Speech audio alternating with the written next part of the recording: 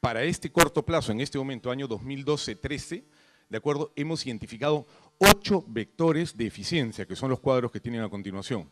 Cada uno de estos proyectos o línea de acción tiene de alguna manera adscrito, sino a su cargo un grupo estratégico. Ya tenemos 8 grupos estratégicos de gestión formados, ¿de acuerdo? Los 8 proyectos rápidamente se los paso a enumerar, perdón, ¿de acuerdo? Es el primero. Identificamos optimización de la gestión de tesorería. Teníamos que modernizar la gestión de tesorería. Tesorería no podía ser gestionada bajo una lógica de una luz vista 30 días, flujo de caja 30 a 60 días. El flujo de caja tiene que ser visto por lo menos operativo a luz vista un año.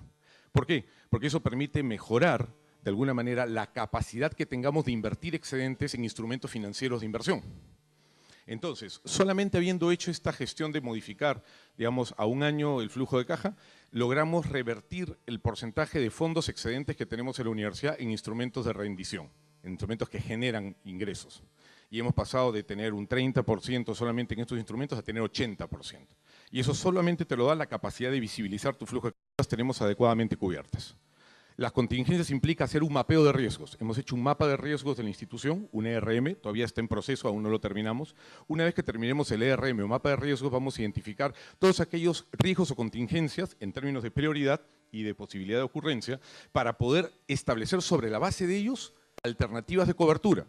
Algunos serán con pólizas de seguros, algunos otros serán de repente con fondos de contingencia. Eso nos va a permitir liberar fondos, fondos que de repente tenemos destinados a cubrir posibles contingencias si lo tenemos adecuadamente coberturado operativamente.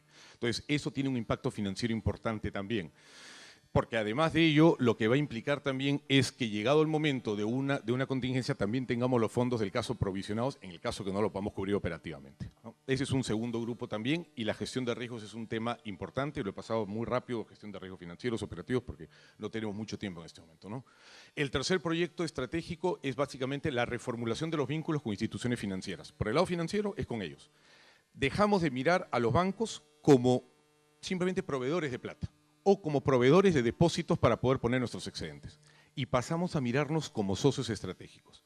Acabamos de cerrar todo un proceso en el cual hemos convocado a todos los principales bancos del país y acabamos de cerrar una alianza estratégica con uno de los principales bancos del Perú, tal vez el segundo, y que es un banco de talla mundial, el BBVA. Acabamos de firmar un convenio con el BBVA de largo plazo, de 10 años, de alianza estratégica, donde ellos no solamente nos van a brindar servicios financieros en una oficina en el campus, sino que acabamos de comprometer, por ejemplo, una donación de $1 millón para nuestro centro cultural, una actividad cultural de la universidad anexa a las actividades académicas que tenemos. Adicionalmente, hemos cerrado con ellos utilizar su infraestructura. Tienen una serie de casonas en el país, lo estamos utilizando para dar cursos y para poderlos utilizar para actividades de promoción académica en provincias. Y tenemos una alianza ida y vuelta. Es una alianza estratégica donde ambos ganamos y donde buscamos lo mejor de cada quien. Y eso ya ha sido firmado por su director gerente general con aprobación de España. Es tal vez uno de los principales o uno de los primeros contratos tipos que se han firmado a nivel nacional de ese sentido, ¿no? Entonces, ha sido todo un proceso de negociación que duró aproximadamente 9 meses, porque no es fácil. Para el banco era nuevo también. E incluso el mismo comentario de ellos es, este tipo de contratos o de alianzas es una especie de modelo que podemos implementar. Ese modelo también lo tenemos a disposición de ustedes si lo requieren. Cuáles han sido las dimensiones que hemos negociado, los impactos que tiene para la comunidad, qué cosa le brindamos a ellos y qué recibimos de ellos. Ese es un tercer proyecto estratégico bien interesante que también podemos hacer un brief de alguna manera y de repente ponerlo a disposición del proyecto si fuese necesario, para que sirva como modelo de asociación estratégica con instituciones financieras en los países miembros, ¿no? Eso sería muy, muy interesante. Ese tema ya felizmente está cerrado, ¿no? Y muy bien, gracias a Dios. Luego, el cuarto es la reformulación de la gestión de proveedores. Muy simple. Aquí tenemos que pasar a una modernización de la gestión de proveedores.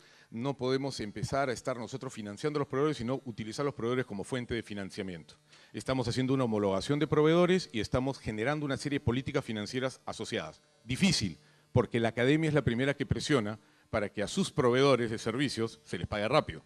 Entonces, implica apoyo político muy fuerte. Pero si logramos extender un plazo de 60 días por encima de los 30 que actualmente pagamos, habremos generado una caja muy interesante que puede ser invertida en instrumentos también de inversión financiera de corto o mediano plazo.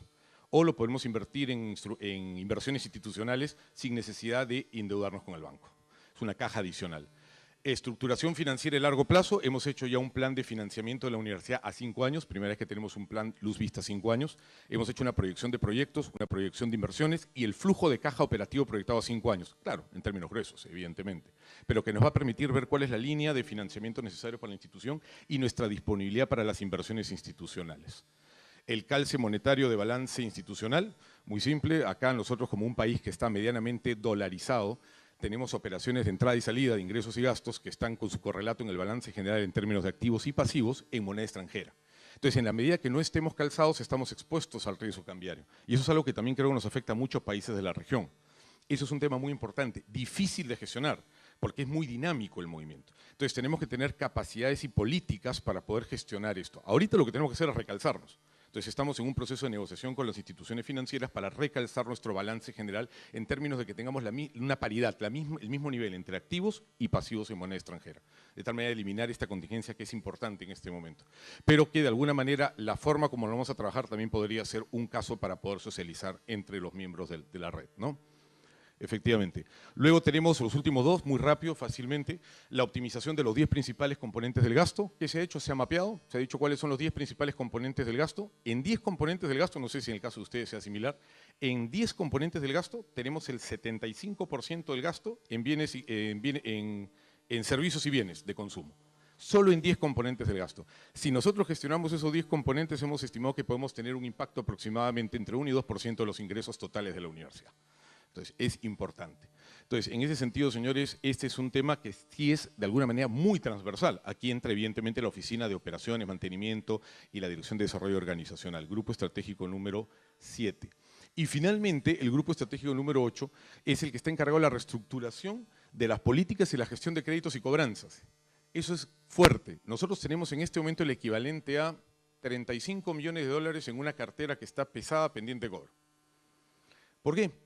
Porque hemos tenido una herencia de muchos años en los cuales se ha estado gestionando a los alumnos créditos, ¿de acuerdo?, pero sin el adecuado respaldo documentario, legal, en una lógica muy institucional de proyección. Pero llega el momento en que tienes que cobrar el tema y eso se ha estado yendo estructural y permanentemente al gasto.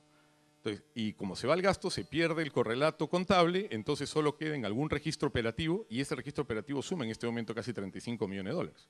Y es un dinero que efectivamente es un activo en la institución. Y tenemos que hacer toda una gestión de poder recuperar esto.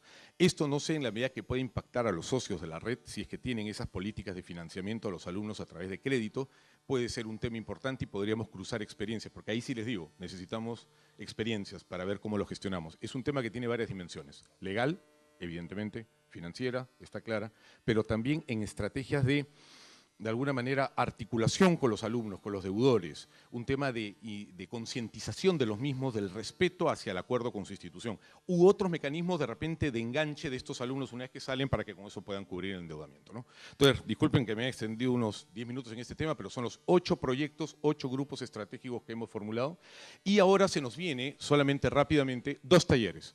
Tenemos un taller ya programado para el día lunes 5 de noviembre que está dirigido a solo los grupos estratégicos transversales, de acuerdo a los GET, 40 personas, donde vamos a revisar los avances que ya hemos desarrollado efectivamente en estos 8 proyectos. Y el taller número 2 que va a ser desarrollado el martes 20 de noviembre, donde va a estar dirigido a 200 colaboradores administrativos. El vicerrector administrativo ha convocado 200 personas de la administración y nosotros vamos en ese taller, en ese encuentro, a presentar y socializar todo el tema de Suma, todos los proyectos que estamos dentro del proyecto Suma desarrollando y cuyo contenido va a ser básicamente eso. Transmitirles lo que es el proyecto Suma, la presentación de la página web que ya en ese momento está lanzada, resumen de los talleres de formación de formadores que ya hemos tenido para que se socialice y poder invitar a más personas que se incorporen ya a estos grupos estratégicos en la medida que crezcan los proyectos, el estado de avance de los 8 proyectos de eficiencia, talleres de discusión para qué aportes pueden dar a los mismos, conclusiones y recomendaciones. Y como le queremos dar peso, evidentemente siempre, digamos, político-institucional, lo va a dirigir nuestro vicerrector administrativo y va a estar también el doctor Tábara, quien les habla, Alejandro como colaborador nuestro en todo el tema de la primera etapa de este proyecto Suma, que ha sido muy valioso, y la licenciada Martínez, que es miembro del grupo estratégico en la parte de comunicaciones. Entonces, señores, eso es básicamente lo que hemos desarrollado hasta el momento, las experiencias que podemos utilizar con ustedes y las etapas y los proyectos que se nos vienen adelante. Muchas gracias.